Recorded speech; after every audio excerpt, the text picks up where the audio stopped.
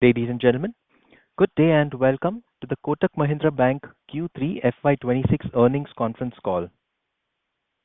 As a reminder, all participant lines will be in the listen-only mode, and there will be an opportunity for you to ask questions after the presentation concludes.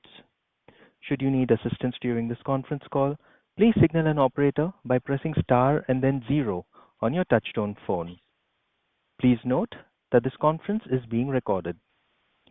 I now hand the conference over to Mr. Ashok Vaswani, Managing Director and CEO of Kotak Mahindra Bank. Thank you, and over to you, sir. Thank you. Thank you so much, operator. Good evening, everyone, and thank you for joining us.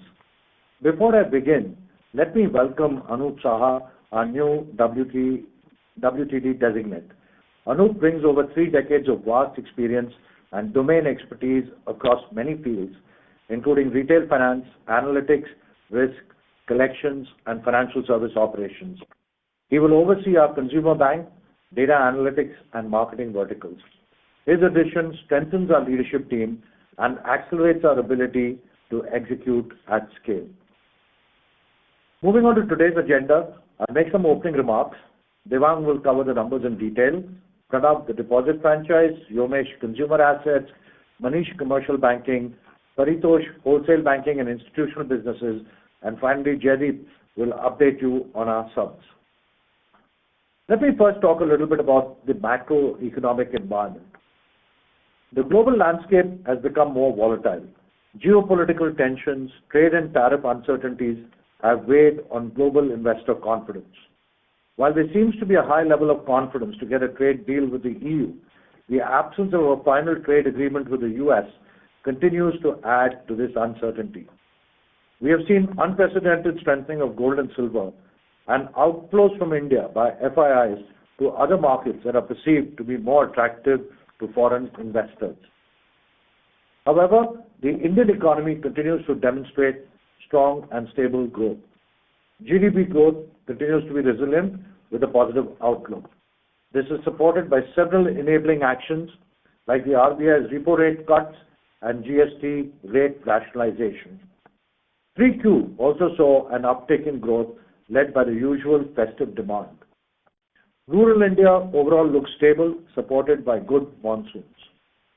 The rupee weakness has partly offset tariff impacts, but has also affected foreign flows and liquidity.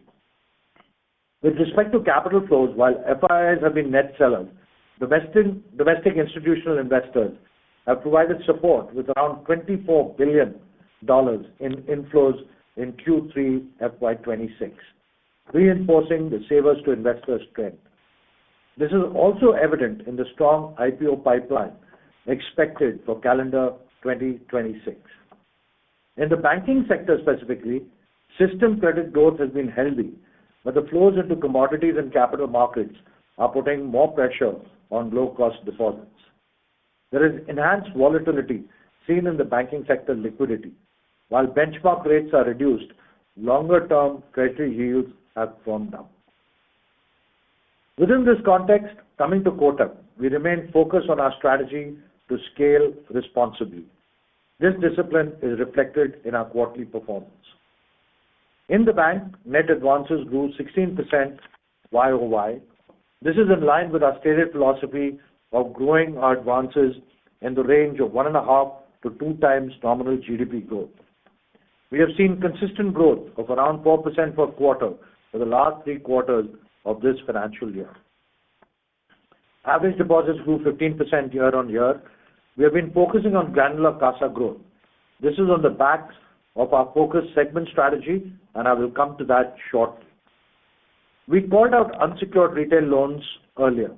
We said we would grow gradually and responsibly, with the unsecured assets growing in absolute terms in the first instance. And that's exactly what we have done and will continue to do so. The bank's NIM continues to be healthy at 4.54%, supported by a low cost of funds.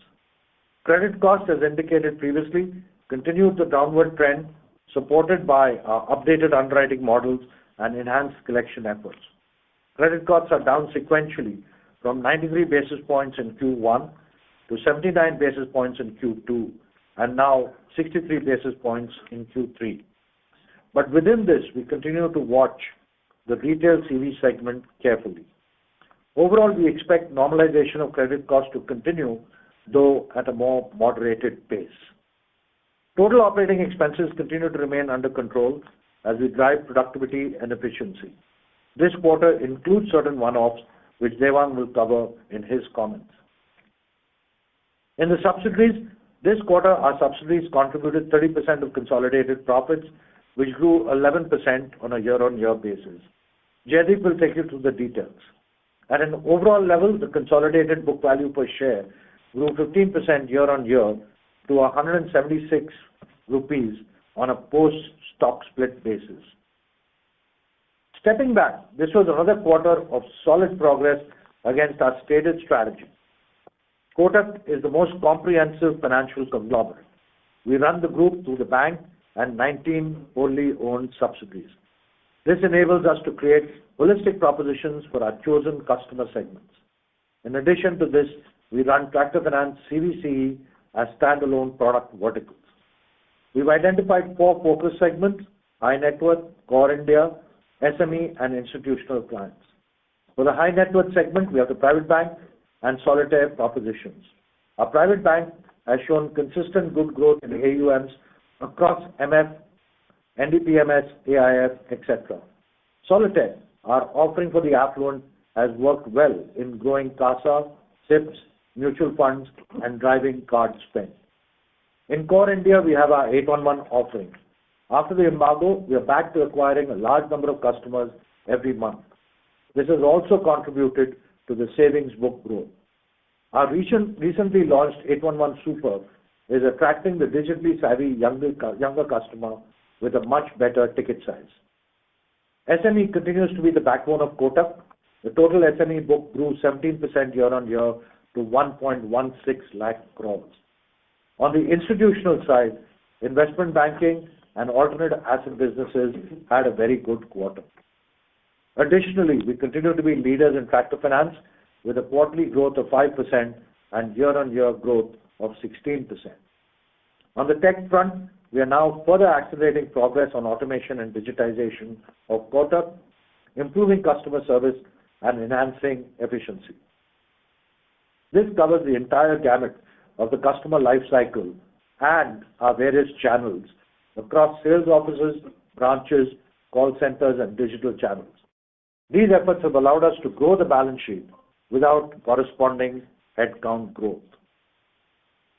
We have made significant progress on strengthening technology resilience and recalibrating credit risk.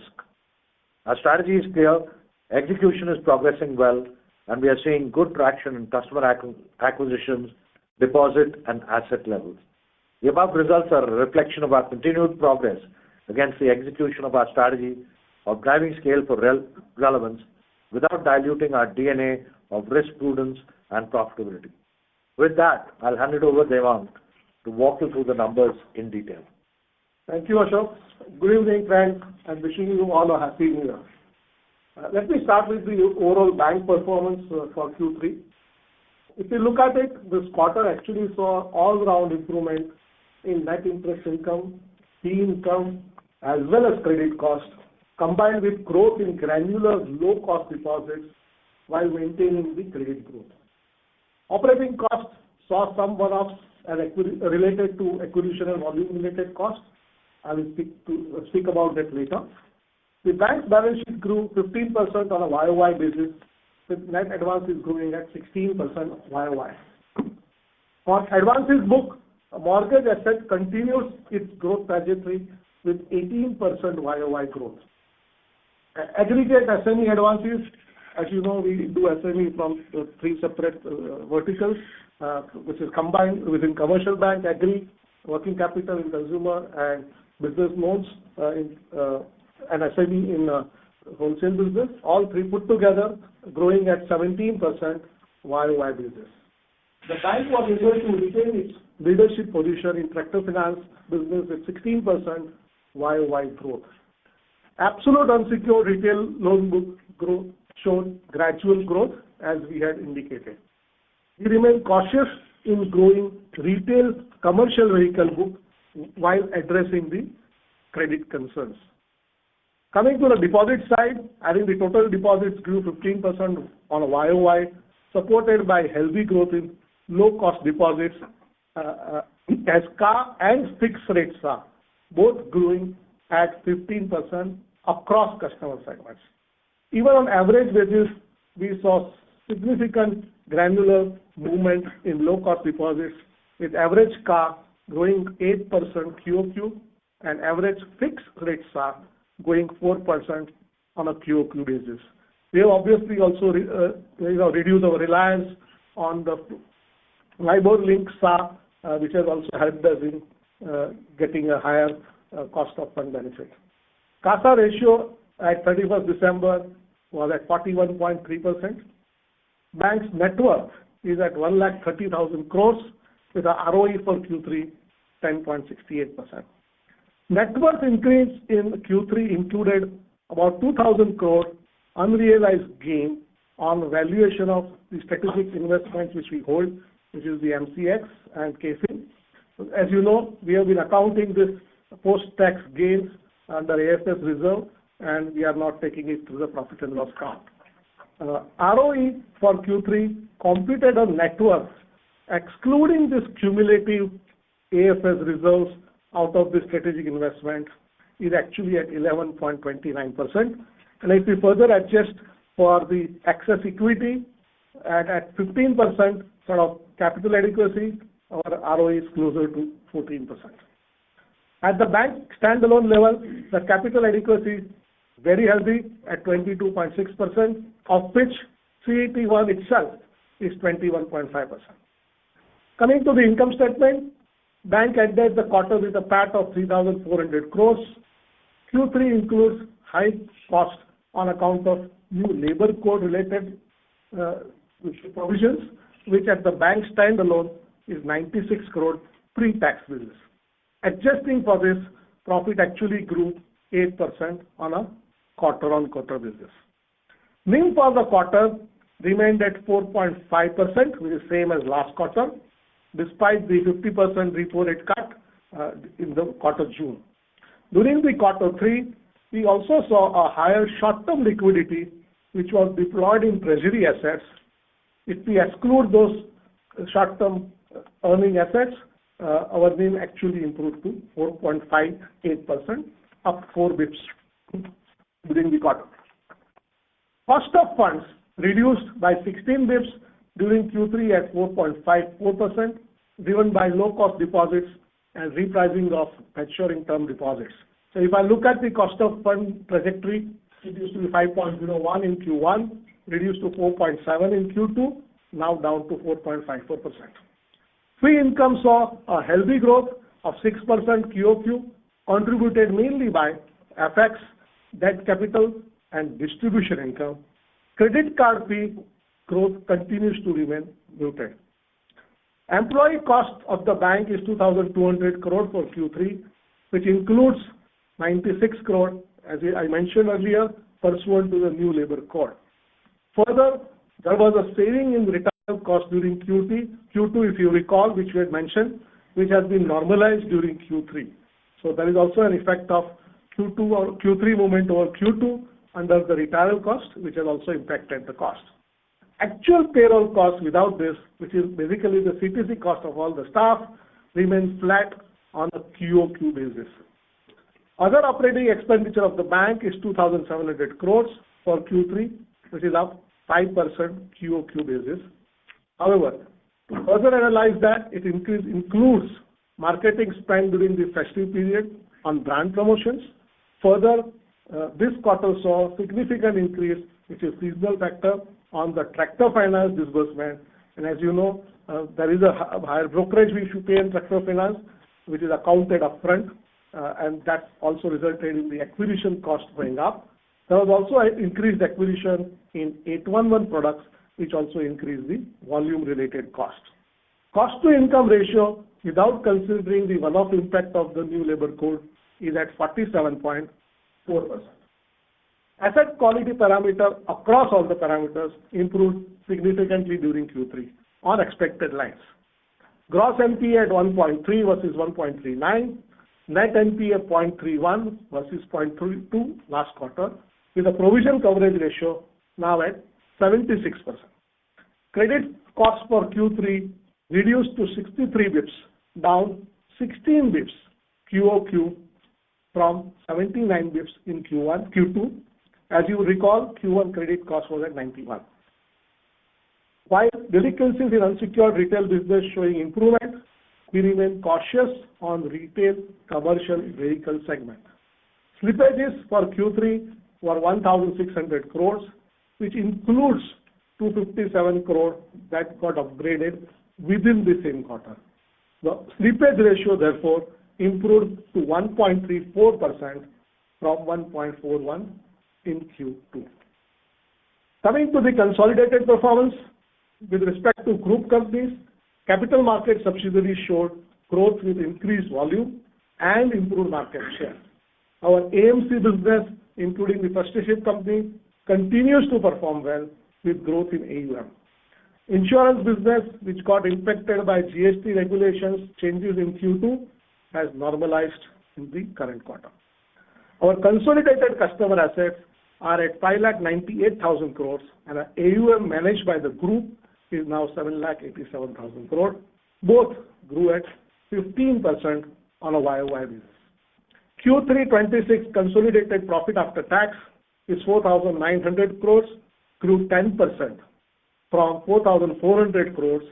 Q3 profit PAT is after the new labor code impact of 128 crores.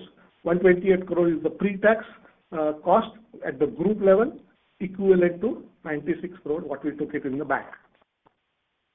ROE at consolidated level is at 11.39% and ROA for Q3 is 2.10%.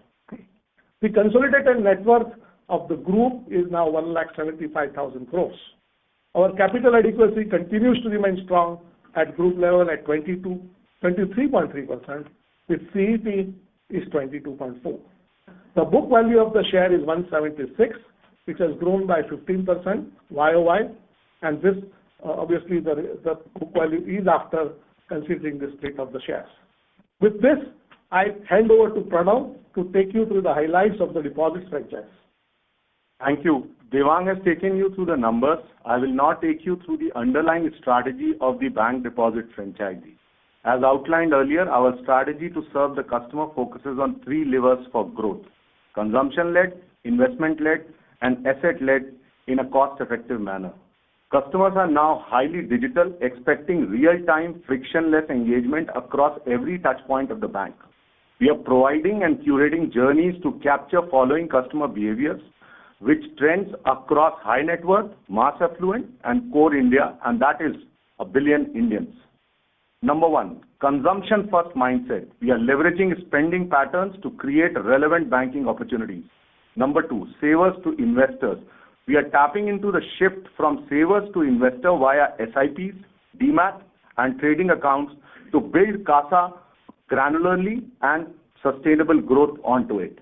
Liabilities opportunity from asset. We are building a banking ecosystem around customers having asset relationship by offering aspirational products. Our propositions are capturing these behaviors and providing enhanced experience to new-to-bank customers as well as adding value to our existing customers. On current account, our average current account balances grew by 14% YOY this quarter. Our focus on the self-employed customer base continued to show momentum in a new acquisition, contributing to the overall balances and long-term value creation. In addition, the focus on customer collection and payment flows drove the growth in throughput and liability balances. On savings account, our average fixed rate savings balances grew 12% YOY. In savings account, our focus continues to be on high net worth, mass affluent, and core customer segments, supported by a comprehensive relationship-led approach that values customer engagement across Kotak's ecosystem, including liabilities, investments, insurance, and loans. Kotak Solitaire, as spoken by Ashok, that proposition was launched in Q1 and is designed to execute the above-mentioned strategy through quality acquisition, deeper relationship, and sustainable deposit growth. We have observed an uplift in new to affluent customers with increase in relationship value primarily driven by deposits and investments including mutual funds, SIPs, and other asset building products. This trend is visible across both newly acquired and existing customers. Kotak 811, our flagship digital banking proposition, continues to accelerate customer acquisition and digital service at scale with speed and simplicity. It gives Kotak granular, sticky, and low-cost deposit through seamless digital onboarding and app platform. Kotak 811 Super Savings Account is a first-of-its banking proposition based on cash flows, not on average monthly balance. It offers 5% cashback on debit card spends. It is specifically designed for core India customer, young, aspirational, and value-conscious. Term deposit, we grew by 17% YOY and 4% Q on Q. Our distribution strategy continues to deliver omni-banking experience by leveraging physical, digital, and virtual channels. The virtual banking platform bridges branch and digital services with personalized, scalable 24/7 customer engagement. This approach helps us in enhancing operational efficiencies and effectiveness of remote banking services. Our ability to serve customer at both acquisition and service stages has been improved due to decongestion and digitization of processes across branches and all other channels. Our focus remains on maintaining a balanced mix of savings, current, active money, and term deposit to drive sustainable growth in liabilities in a cost-effective manner. I now hand over to Vyomesh to take you through consumer asset business. Thank you, Pranav. I'll take you through the highlights of the consumer assets. At a macro level, the demand environment of consumer assets remained favorable, supported by stable economic activity and improving customer confidence. Our customer asset portfolio delivered 16% growth year-on-year and 4% growth sequentially, led by strong momentum in MSME segment, reinforcing our strategic focus on balanced high-quality expansion. Mortgages. Mortgage loans comprising of home loans and loan against property continue to register healthy growth of 18% year-on-year and 5% quarter-on-quarter. The home loan market continues to be price sensitive. However, our strategic focus on deepening customer relationship and positioning home loan as an anchor product for the affluent segment continues to drive steady traction. This approach enables us to increase wallet share from existing customers, helping in cross-sell into liabilities, investments, and other core banking products. The home loan portfolio has demonstrated reasonable growth and remains a key area of focus. The loan against property segment, largely serving the MSME customer base, continues to show strong momentum, supported by healthy borrower demand and our disciplined approach to underwriting. We maintain a strong position in this segment, supported by ongoing investment in process improvement, enhanced credit assessment, and an elevated customer service. Overall, the quality of our mortgage book remains sound, enabling us to sustain growth in this particular space. Business banking. There is a sustained demand for working capital across sectors, driven by a surge in consumption trends following the changes in GST. Our secured business banking portfolio, comprising micro and small SME customers, recorded a strong growth of 21% year-on-year and 5% quarter-on-quarter, with utilization levels remaining high, particularly during the festive period. In the unsecured business loan segment, growth has remained steady with our focus on maintaining portfolio quality. Overall, the business banking portfolio across both secured and unsecured segment continues to be stable. Personal loans. Our organic personal loan business continues to be the main driver of our growth in retail unsecured portfolio. Disbursements have stayed strong, led by salaried customer segment, supported by wider range of digital lending journeys. Credit quality remains stable, helped by better analytics, sharper underwriting, and stronger risk controls. The rapid expansion of digital origination channels is allowing faster decisions, deeper customer reach, and healthy growth in this segment. The personal loan portfolio acquired from Standard Chartered last year is performing better than expected. Although the rundown of the acquired book has been quicker this quarter, the strong pickup in organic disbursement position us well for a return to growth in personal loan advances in coming quarters. Our focus on maintaining credit quality remains firm. We'll keep building this business by using data-driven insight, disciplined policies, and digital-first origination to manage risk effectively. Credit cards. Credit cards are key to our core strategy for deeper engagement with our customer, ecosystem stickiness, richer data insight, cross-sell, and better CASA retention to drive improved profitability. Our new Solitaire credit card continues to gain traction in the high net worth customer segment. The GST cut and festive season improved customer spends and stronger portfolio engagement. We are seeing consistent improvement in credit quality due to moderating delinquencies driven by enhanced data analytics, strengthened risk control, and portfolio seasoning. The analytics-led pre-approved programs, superior risk model, new product launches across customer segment, digital issuances, and targeted ecosystem partnership will drive scale with quality. In summary, delinquency in overall unsecured portfolio have improved with better flow rates and collection efficiencies observed in this quarter. We continue to enhance our risk management and monitoring framework for all our consumer asset portfolio. We are leveraging analytics, including machine learning models, alternate data in collection to increase collection efficiency and recovery of unsecured portfolio. I now hand over to Manish to take you through the commercial banking business. Thank you, Ramesh. I'll start the highlights of commercial bank with the commercial vehicles portfolio. The CV industry saw a sales growth of 22% YOY and a 21% QOQ growth on account of growth across medium, light, small commercial vehicles. The growth was primarily due to reduction in GST and price hike announced by OEMs effective 1st of Jan. We continue to maintain our overall market position with an appropriate customer segment mix ranging from fleet operators to retail. As we had mentioned last time, we continue to witness some stress in the retail CV segment. Hence, over the last few quarters, we have substantially tightened our underwriting and have reduced our disbursements to this segment. We have strengthened our collections accordingly. The portfolio built over the last few quarters is showing better performance in terms of early delinquency trends, and hence we expect improvement in overall portfolio performance over a period of time. We'll continue to focus on building our business cautiously through calibrated risk interventions while keeping a close watch on certain customer segments. Construction equipment.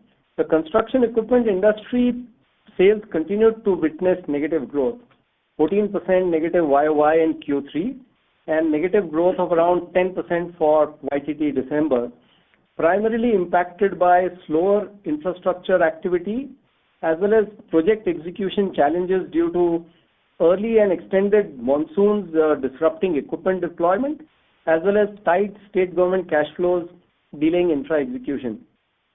Industry-wide, the institutional buyers and mid-sized contractors continue to show resilience, whereas small contractors and first-time users and buyers are navigating a slightly more tightened liquidity phase.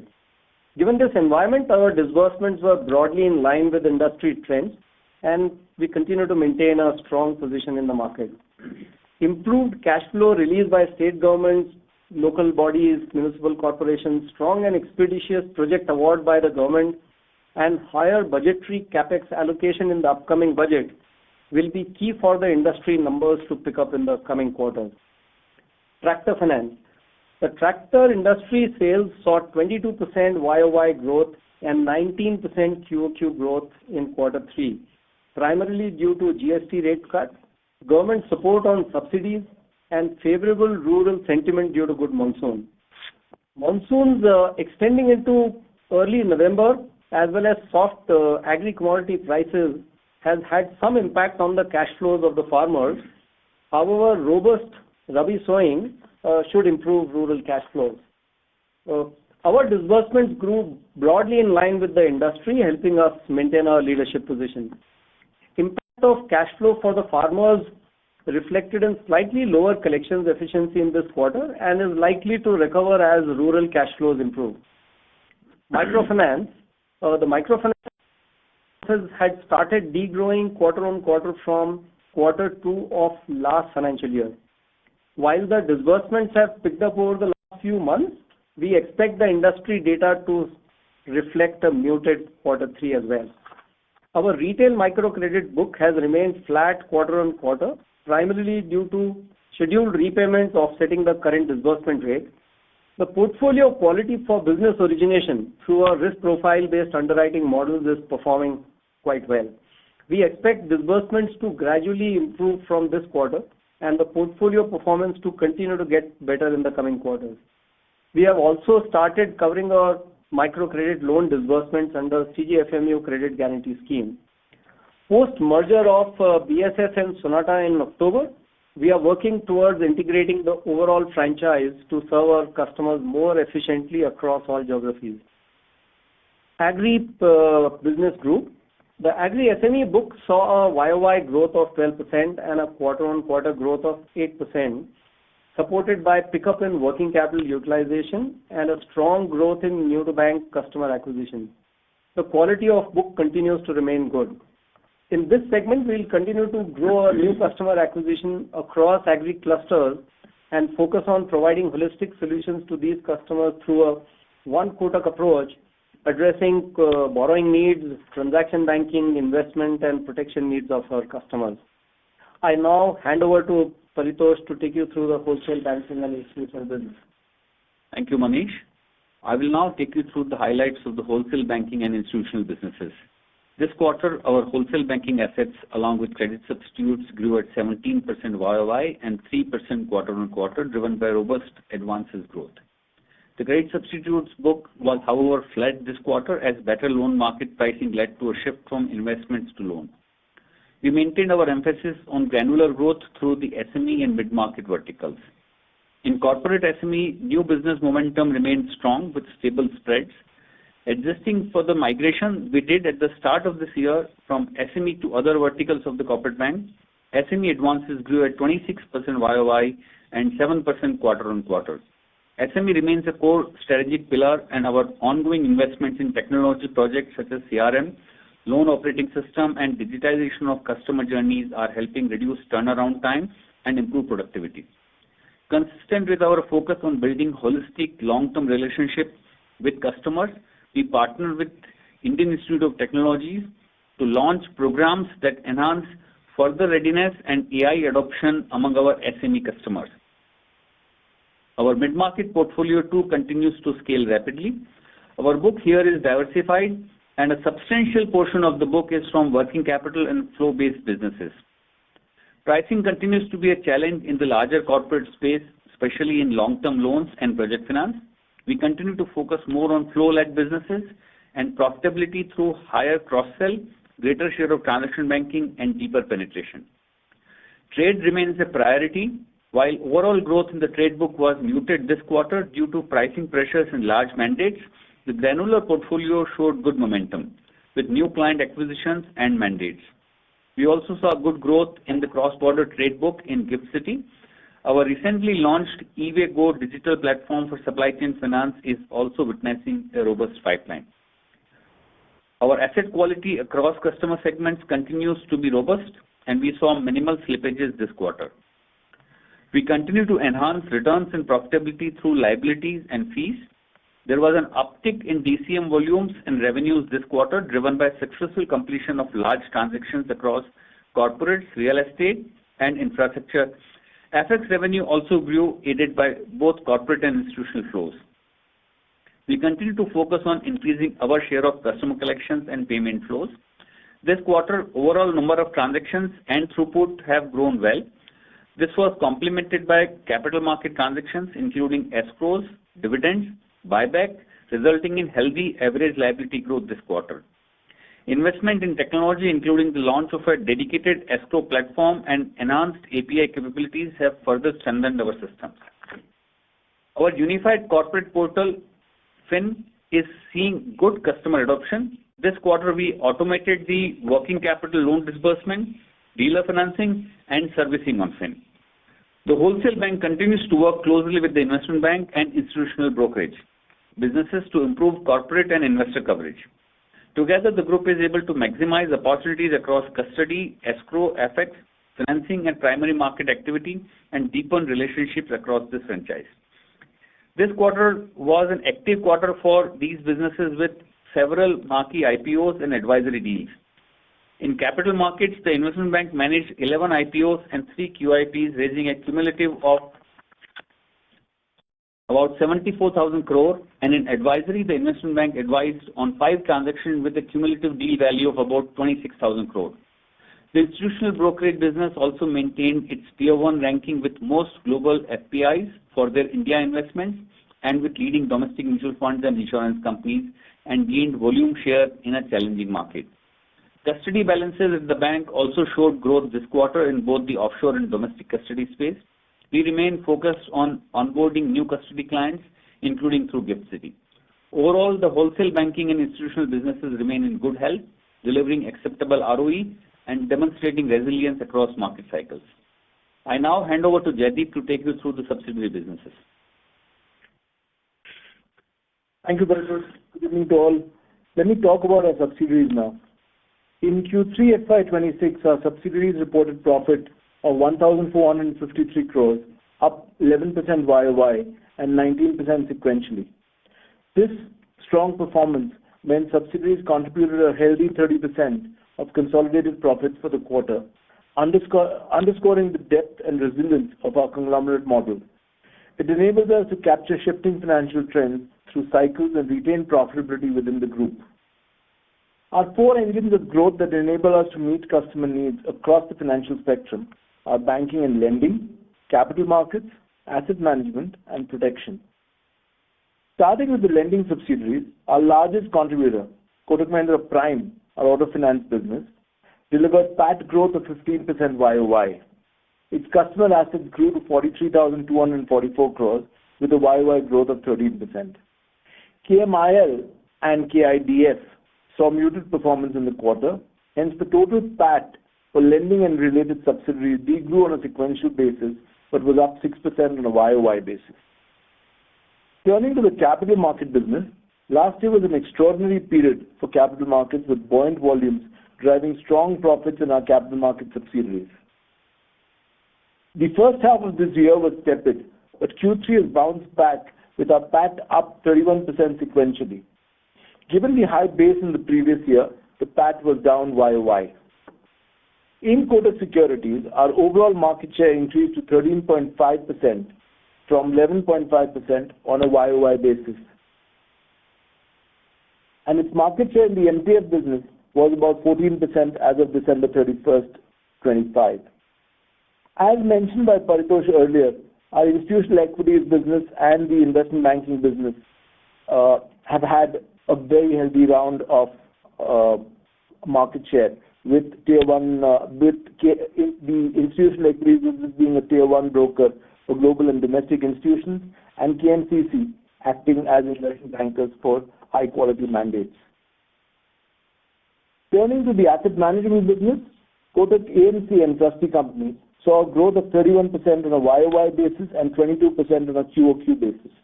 The total domestic MF AUM increased by 20% YOY to an average of 586,610 crores as of 31st December 2025.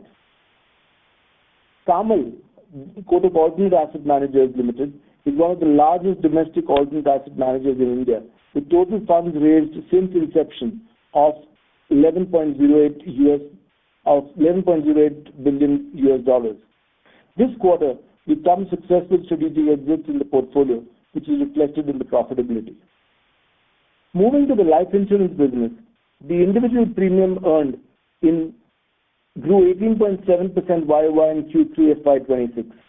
Our retail sum assured recorded a 75% growth in Q3 FY26 due to increased focus on the protection segment aided by GST relief provided to customers. The AUMs have crossed 1 lakh crores for the life insurance business, showing a growth of 14% YOY. Kotak Life continues to maintain a solvency ratio of 2.3x as against the regulatory requirement of 1.5x. Q3 FY26 is flat on a YOY basis on account of GST and one-time labor code impact. In conclusion, let me reiterate that our unique strength lies in our breadth. We manufacture every major financial product as a group, with subsidiaries that not only build and distribute through their own channels, but also leverage the bank's distribution strength. Our 100% ownership allows us to retain full alignment and profits within the group, and also capture emerging opportunities across financial markets as trends evolve. I will now request the operator to begin the Q&A session. Thank you very much. We will now begin the question and answer session. Anyone who wishes to ask a question may press star and 1 on their touchtone telephone. If you wish to remove yourself from the question queue, you may press star and 2. Participants are requested to limit their questions to 2 questions per participant and to please use handsets while asking a question. Ladies and gentlemen, we will now wait for a moment while the question queue assembles. Our first question comes from the line of Kunal Shah from Citigroup. Please go ahead. Yeah, hi. Thanks for taking the question. So firstly, on the margin part, it was flat quarter on quarter. Last time you had guided that there should be a gradual improvement looking at the deposit repricing and the CRR benefit. So what has actually changed in terms of the expectations with respect to margins? You had indicated maybe some short-term liquidity deployed into treasury, which impacted by 4 odd basis points. But apart from that, anything else which has impacted the margins, which has just led it to be flat quarter on quarter? And what would be the outlook getting into Q4 and next year? Hi, Kunal. Devang here. You're right. So let's understand what was impacted before going to the likely scenario next quarter. So this quarter, of course, the yield got impacted, the floating rate yield got impacted by the 50 bips cut in the June, of which the effect came in the Q3 at our expected lines. However, this was offset also by partially the CRR rate cut which happened during Q3, and of course the repricing of deposits, where we saw the cost of funds reducing from 4.70 to 4.54. As against that, Kunal, as I explained, we also saw a lot of IPO-related short-term funds available in the bank, and that obviously got deployed in the treasury assets, which are typically lower-yielding assets for a short period of time. And that effectively brings down the averages of the funds available and impacts the NIM mathematically. So if I effectively remove the effect of this short-term funds, which was significantly higher compared to the Q2 on average basis as well, the NIM improvement is actually 4.58 as against the average which got arrived at 4.54.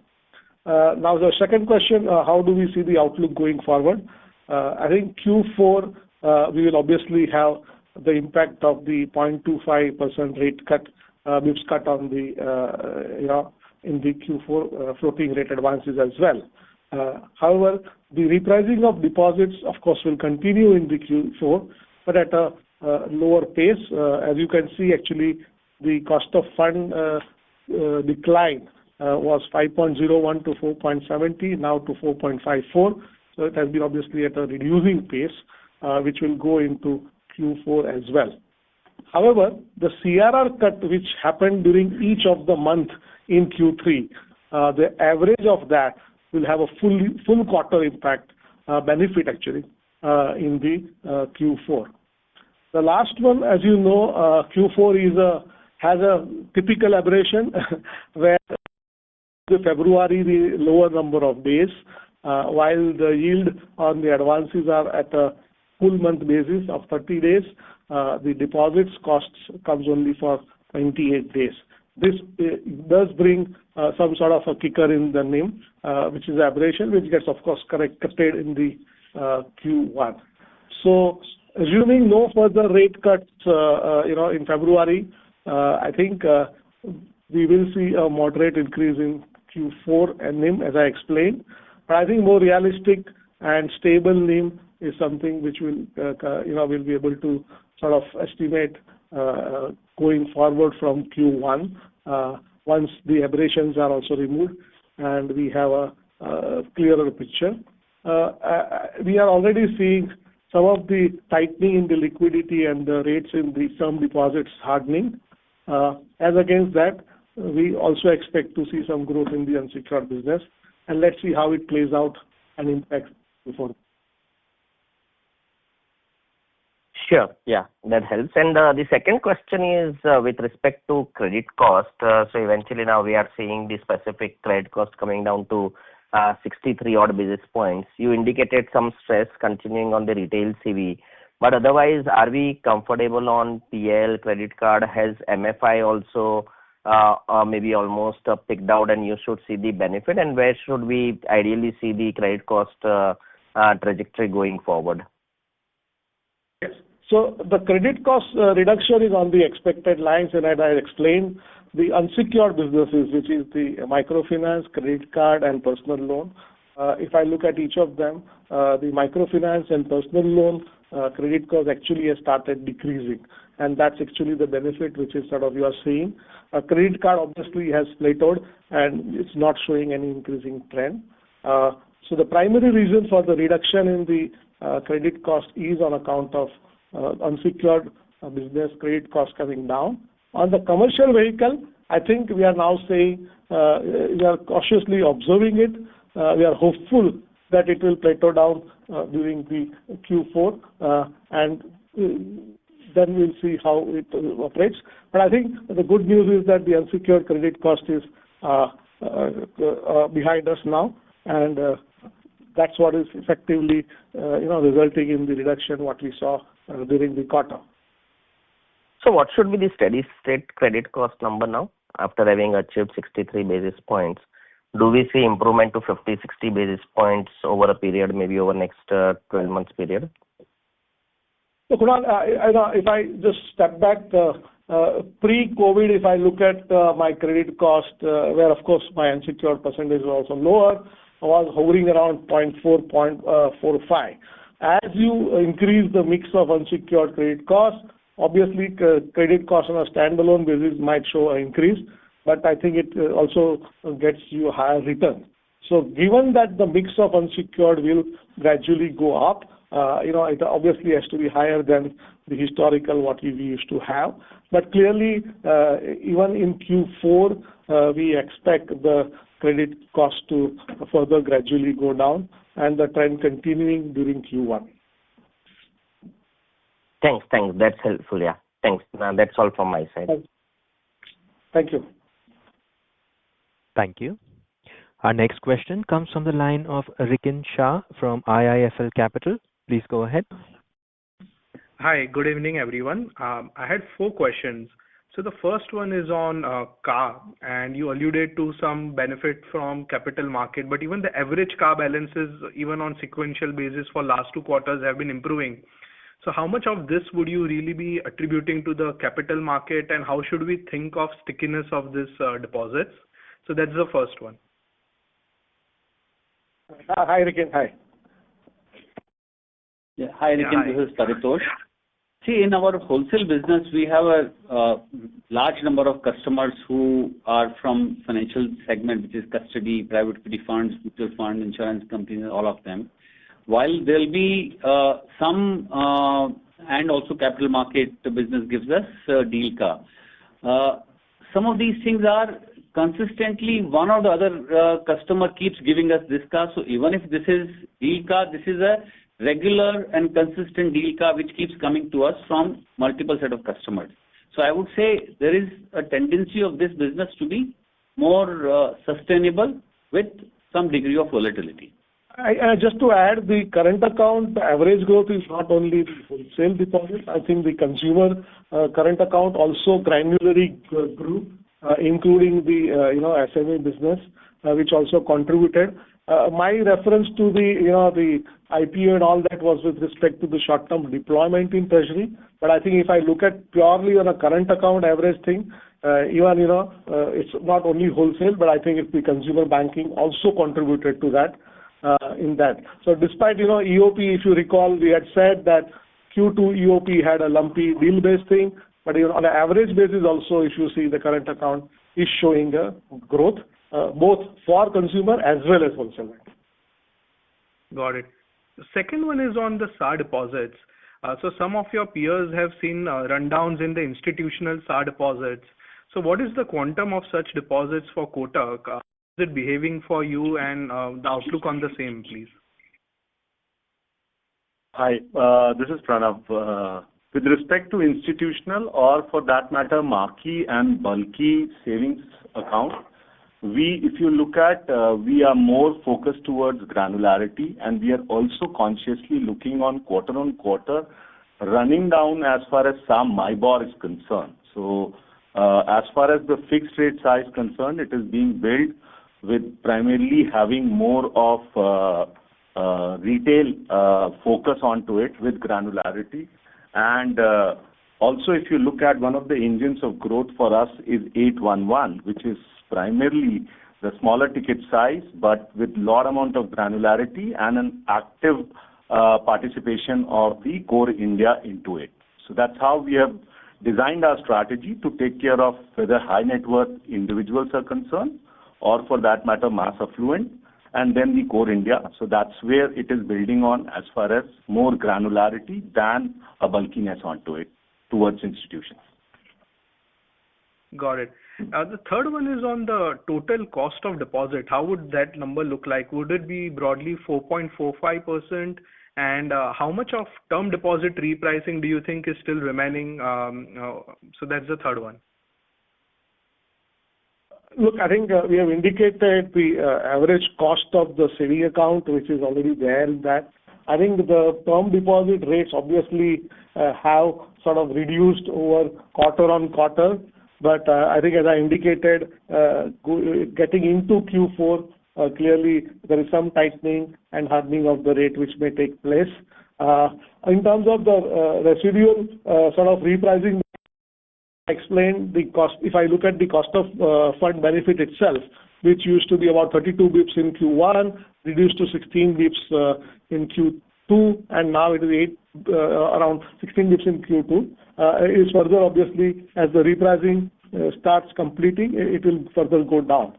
So clearly, with the average deposit, which is between 9 to 12 months, and if you look at roughly the repricing started towards middle of Q1, we expect the repricing to get completed by Q1 of the next year. Got it. Perfect. And the last question is on the agri PSL. So some of the peers have had some regulatory supervisory observations. Would you be able to comment whether the same audit has been done, or any broader color for your book as well? Yeah, so look, it's not possible for us to comment on other banks. I just don't know. As far as we are concerned, we have not taken any provision. Also, as far as the RBI audit is concerned, that is something that we are required to keep confidential, so I can't discuss the findings of anything from the RBI audit. But suffice to say that we have not taken, as you would have seen, we have not taken any provision in this quarter. Got it. Thank you, gentlemen, for answering all the questions. Good evening. Thank you. Thank you. Our next question is from the line of Abhishek Murarka from HSBC. Please go ahead. Yeah, hi, good evening. So my first question is on loan growth, and specifically just coming to credit cards. This quarter we've seen, at least in the RBI data that came out, that a lot of other smaller banks have started increasing their card issuances. What seems to be holding you back in terms of card issuances and spend pickup? Yeah, so frankly, Abhishek, like we've been talking about, we completely revamped our credit card proposition. We've launched a whole range of new products, right from Solitaire to the top end, or the top end to Air Plus and Air, which is a cash mile product for the mass affluent, and then a cashback product. This whole range of products are going out, and you will start seeing growth in spend and A&R. Having said that, look, we want to be cautious. We obviously don't want to grow very aggressively and then get into credit problems. And as you would have seen, Q3, generally speaking, has been a very muted quarter for credit cards across the industry. So we'll see, in the first instance, we will see spend on the cards go up as we ramp up acquisition, and then we will see A&R build over a period of time. The newly launched products, particularly Solitaire, is doing very well, and we are very hopeful that those numbers will start showing up very quickly.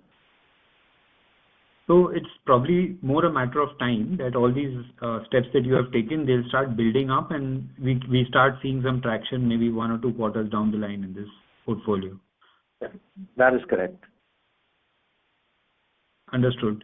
And as far as OpEx is concerned, so one of the things is that, the marketing spends and the acquisition cost, that will also continue to go up as, PL, cards, etc., all of these scale up. So just from a cost growth perspective, what kind of, say, medium-term growth should we look at as a sustainable run rate? Because right now, a lot of it is impacted by, last year's slowdown in several segments. But going forward, we're looking at more traction. So how would the cost growth pan out? So Abhishek, think about it this way, that, we want costs to go up when we are acquiring new customers in 811, in affluent, new cards, new tractor loans, and stuff like that. Those costs, frankly, are good costs, and let them kind of go up. That will be offset by a lot of our effort in automation and digitization, where we are trying very hard and working feverishly to improve efficiencies and our customer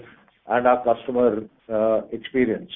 And obviously, as we kind of grow the acquisitions and grow, the marketing costs and things like that, you will see income go up as well. I don't think we can really talk about a kind of, guidance on either cost income ratios and stuff like that. But effectively, that is what we are trying to drive. Anything you would add, Devang? Yeah, just to build up on that, one data point, while Ashok rightly mentioned, the acquisition costs are obviously volume related, which we obviously want to grow with our philosophy of growth for scale. But I think if I look at the fixed costs, and let's say the CTC, which is the payroll cost of the staff, which is effectively around 60-65% of the total cost, between Q3, Q2, it has remained flat. So while we are spending on acquisition, new businesses, I think the fixed cost is where we are clearly controlling. And, some of the investments in technology, which we have been continuing, is now sort of helping us to, rationalize some of those things. Yeah. No, absolutely. I don't look at cost as any negative item as such. It is a necessity for growth and revenue generation, of course.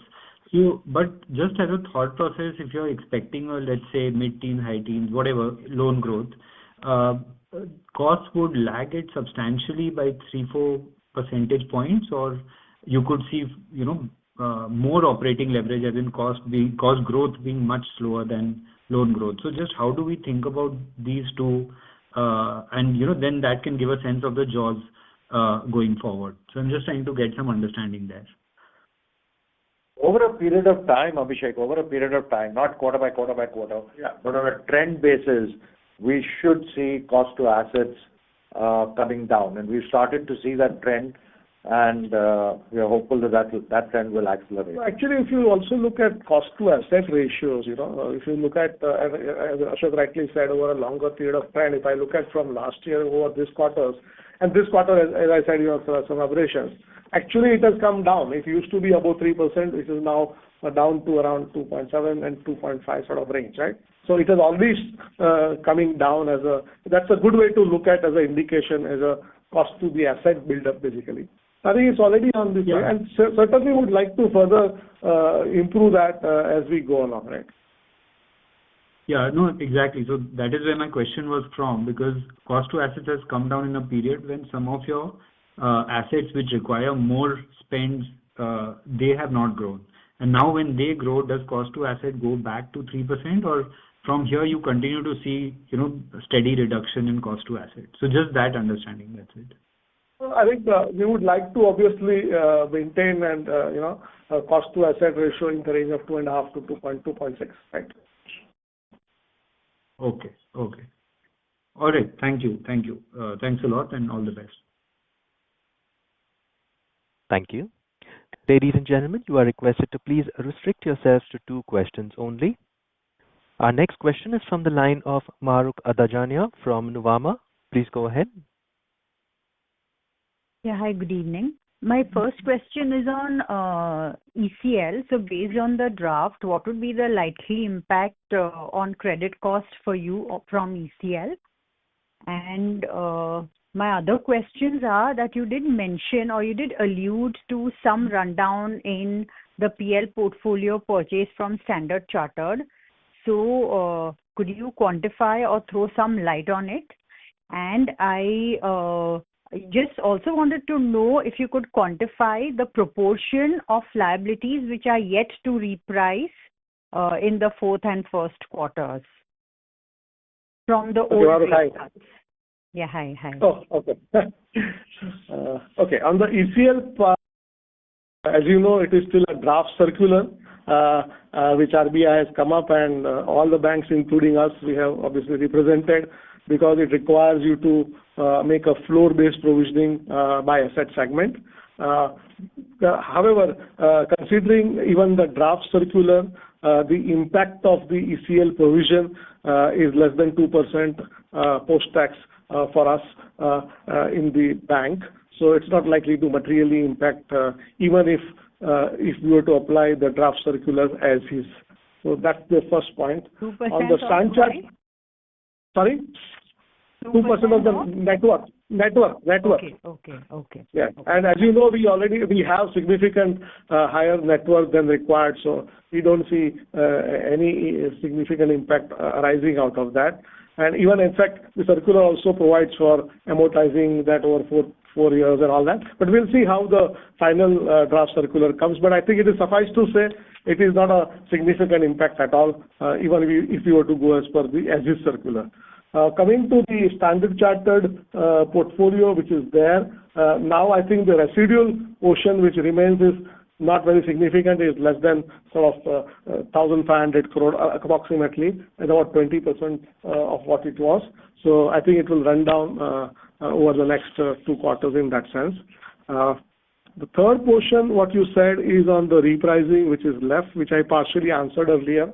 As we had mentioned, the term deposit average maturity is about 9 to 12 months, and we expect the repricing to effectively complete during the Q1 in that sense.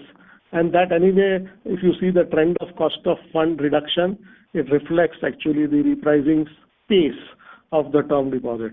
So that's how I look at it going forward. Okay, thank you very much. Thank you. Thank you. Our next question comes from the line of Piran Engineer from CLSA. Please go ahead. Yeah, hi team. Congratulations on the quarter and also on hiring Mr. Saha. Just firstly, getting back to the current account thing, our growth for the last 2 quarters was good. Last quarter was even better at 8%. Is all the pickup in growth due to the capital markets business, or some structural changes we've made due to which current account growth is picking up? Hi, Pranav. Our current account is primarily, if you look at, there's a lot amount of activity around the granularity in the market also, and we have been able to capitalize on in terms of the opportunity which is being thrown out there in the market as far as acquisition of more of what you called as private limited companies, proprietary and things like that. So our growth primarily, and that's where you'll find an AMB growth commensurating with the fact that these are granular current account franchisee getting created. I'll just add, in addition to that, our focus on building CMS capabilities and offering more cash management services to our corporate customers, which not only help us get better CA, also effectively helps improve productivity both at bank end as well as the customer end. So that's together between consumer bank and the wholesale bank helping us improve the CA. But I mean, see, this was also true a year back, right? Year and a half back. But our growth was still weak then, and we were catering to the SMEs. We had the consumer banking product, cross-selling current accounts to them. But this year we've seen, current account deposit growth really accelerate. So just trying to understand, maybe it just happened by chance, but have there been any specific steps we've taken? Was my question. Trust me, it hasn't happened by chance. It's been a lot of effort and a lot of focus of the sales teams, and Pranav has driven a lot of this through the branch network. We've been very focused on getting the affluent customer base. The level of changes that we've driven through our branch network, both in terms of process, focus, building out branches based on persona of catchment areas, making the whole acquisition process far more efficient. All of that, plus all the automation and digitization to help customers with their payment flows, has all resulted in this. So trust me, it's been a tremendous amount of effort and focus on this area, which has led to this kind of performance. Got it. Okay, that helps. Secondly, just on your agri-finance book now, last couple of years, it's been unchanged at 25,000 crores. And this is different from the tractor book. So can you just talk a bit about what loans are there here and why you're not growing them? And I'm presuming these are better yielding than the rest of the book. So this is primarily the agri SME value chain, which is what we cover here. So this is not the KCC book. This is primarily the agri SME value chain business, which is what we have kind of pivoted around, building around the various agri clusters across the geography. And that is something which we kind of pivoted as a strategy over the last couple of years in terms of driving it, and that is what is yielding results in terms of numbers that you are seeing. Slowly, the numbers have been inching up on our last 3 quarters when you see the numbers. Okay, so these are like food processing units or storage units or stuff like that? Yes, agri traders, agri processors, primary processors, secondary processors, all of that falls within this particular segment. Got it. Okay, and then just lastly, a couple of clarifications I needed. Devang, when you say the CTC is flat, but even if I adjust for the labor code, the employee OPEX is up 9%. So what am I missing here? And secondly, what is the mix of LAP in the mortgage book? So I also mentioned that if you see the pension liability, last time I had mentioned we had a benefit because of the interest rate movement, which has effectively reversed out and normalized during the quarter. So that is the first part. Second, I think some of the share-based incentive, which are like SAR, obviously the provisions has gone up because of the share price movement, which has impacted those provisions. Got it. And just on the LAP percentage of the mortgage book? LAP and sort of HF, I think it should be around almost equal 55-65 sort of thing, basically. Got it. Okay, that's useful. Thanks and wish you all the best. Thank you. Thank you. Ladies and gentlemen, you are requested to please restrict yourselves to one question only. Our next question comes from the line of Suraj Das from Sundaram Mutual Fund. Please go ahead. Yeah, hi. Thanks for the opportunity. I think a few questions have already been answered. Just a follow-up and 2 questions total. First one, on the credit card follow-up. Sir, while, I mean, as you have mentioned that your Solitaire card seems to be performing well, but I guess last time you had earlier slowed down the card acquisition through 811 channel for the mass customer segment. Has that funnel been reopened? That is one. And then also, I mean, in terms of the Solitaire card, it is a super premium card, right? So, is it a ROE accretive product? Related to credit card, also one question. In terms of this proportion of personal loans on credit cards, what could be that proportion in terms of this overall personal loan book of 25,000 crore? So that is question one. Question two, sir, is on strategy a bit. In terms of, say, the bank's leadership bandwidth in the consumer vertical has been further strengthened. In that context, do you have any plans, say, to expand or rejig the consumer bank's product portfolio? I mean, are there any products which are probably not key focus areas or maybe growth drivers today, or maybe you are not offering currently, but you see becoming incremental growth drivers over time? And the last question, sir, in terms of this IDBI deal, what would be your comments since now government has finally invited bids? Yeah. So let's start with cards, right? Look, Solitaire is targeted towards the affluent. Solitaire has landed well. The spend on the Solitaire card is proving to be very accretive for us. While it is still early days to see how it kind of builds up, I believe that Solitaire will be a profitable product in its own right, given the levels of spend that we are getting on Solitaire. Your other question around 811,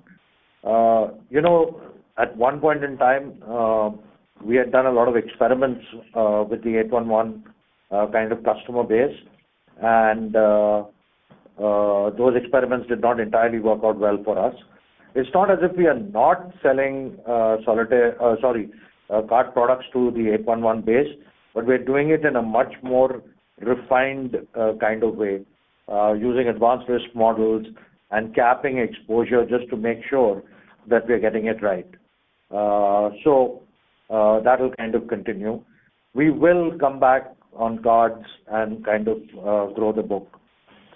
IDBI. Look, we look at every single transaction that comes up in the marketplace, and we essentially have three criteria that we look at. The first criteria we look at is this particular transaction going to add to us strategically, right? If the transaction adds to us strategically, then of course we go to the next stage. If it doesn't add strategically, it kind of goes away. Then we look at valuation and say, what is the valuation on this particular transaction, and is it value accretive for the firm? I've said time and time again that for us, scale is scale for relevance and not just scale for size. So does it really add strategically, and will it be accretive to the group? If it is both strategically and financially good, then of course we get excited about the transaction. But even then, there is a third lens that we put to it. And the third lens that we put to it is really the lens of saying, what is it going to take to really integrate this kind of acquisition, right? We are on a pretty significant transformation path. Our transformation path is about getting far more customer-centric. It's about automating and digitizing Kotak to take it to a completely different level. And there's a lot of effort that we are pushing into driving those efficiencies within the system, because those will be clearly longer-term significant benefits for Kotak. So even if it meets strategically or if it meets valuation, then we always compare what does it really mean in terms of integration. How much management bandwidth is it going to be? How much of that will be a distraction? What are the kind of things that you really want to spend your time on? You want to spend your time on developing new technologies, getting into the AI game, making customer satisfaction a bigger priority. or do you want to spend your time integrating HR systems, dealing with labor unions, and all of that kind of good stuff? And therefore, we look at every single opportunity against these three lenses, right? And whichever opportunity comes up, we will continue to look at it against these three lenses and then weigh up whether it makes sense for us or does not make sense for us. Sure, sir. And sir, those two questions on the strategy on the consumer bank and the PL on card quantum. On the consumer bank, look, our stated strategy is all about identifying focus segments and going aggressively after the focus segments to get disproportionate market share, right? We've launched a solitaire proposition. We've got a great proposition in the private bank. For India, we've got a great proposition in 811. Now, these propositions, once we land the proposition, it's not as if we are going to just keep quiet, right?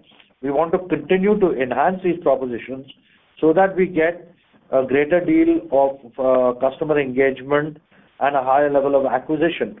So that is going to be an ongoing effort as far as we are concerned, right? And we're constantly monitoring what our customers are saying, what do they really want, and how can we serve these customer segments better. And based on the feedback that we are getting, based on the conversations, we will improve the propositions that we have in the marketplace. Sure, sir. And any quantum, if you can highlight on the PL on cards portion on the overall personal loan book? So we have a pretty much separate product in PL, and therefore PL on card, frankly, is, to my mind, is not such a great product because it clogs up the credit limit, and therefore for us that is not a very significant proportion of the credit card book. Got it, sir. Thank you for answering all my questions. Thank you. Our next questioner is Jai Mundra from ICICI Securities. Please go ahead. Hi, good evening, sir. Thanks for the opportunity. So on slippages, right? So the absolute slippages are stable QOQ. You have been mentioning that the bank has been experiencing improving trajectory on personal loan, credit card, MFI, and those are supposedly high delinquent product. So if they are improving, then which is the piece which is rising, and hence the overall slippages are stable. That is if you can provide some clarity there. Apart from the retail CV, which anyway is a very small proportion, I believe. Hi, Jay.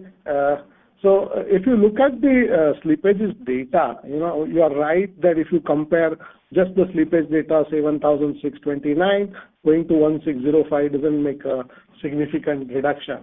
But I think I would urge you to look at the fresh slippages upgraded within the same quarter. So if you look at the number, during this quarter is 257. So effectively, while 1,605 crore is a gross slippage which we entered during quarter, of which 257 actually also got cured during the quarter. If I look at the similar number in the last quarter, it is 1,629. So if I consider the upgraded portion also as a part of the slippage, actually it has come down by about 100 crores on a quarter-on-quarter basis. So that's the first part. Second piece, I think, yes, slippages are a combination, but I think in terms of the unsecured businesses, they are indeed coming down. But I think it's the commercial vehicle and some of the rural-related advances and CV, commercial retail, which is effectively sort of bringing it down within the quarter. Sure, sir. And lastly, on One Kotak, right? So we have been, as we have been saying that we are a unique positioned financial conglomerate.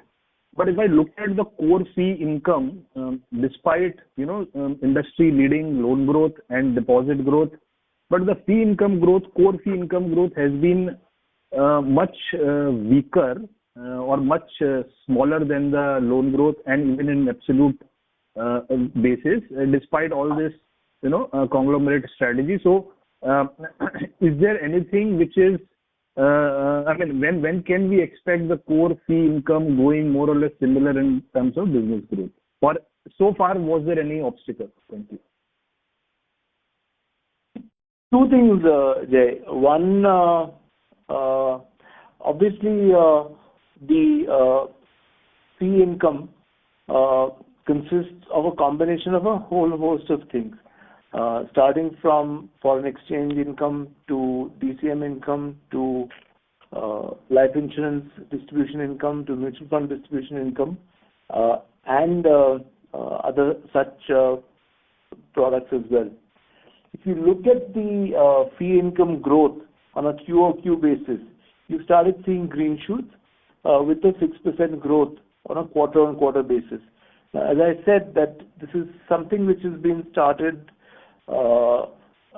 we've been talking about for maybe about 2 or 3 quarters now, and it's not immediate that you will see the results, but a 6% quarter-on-quarter number is, I would say, a beginning, and we just like to keep growing on that, hopefully on a quarter-on-quarter basis.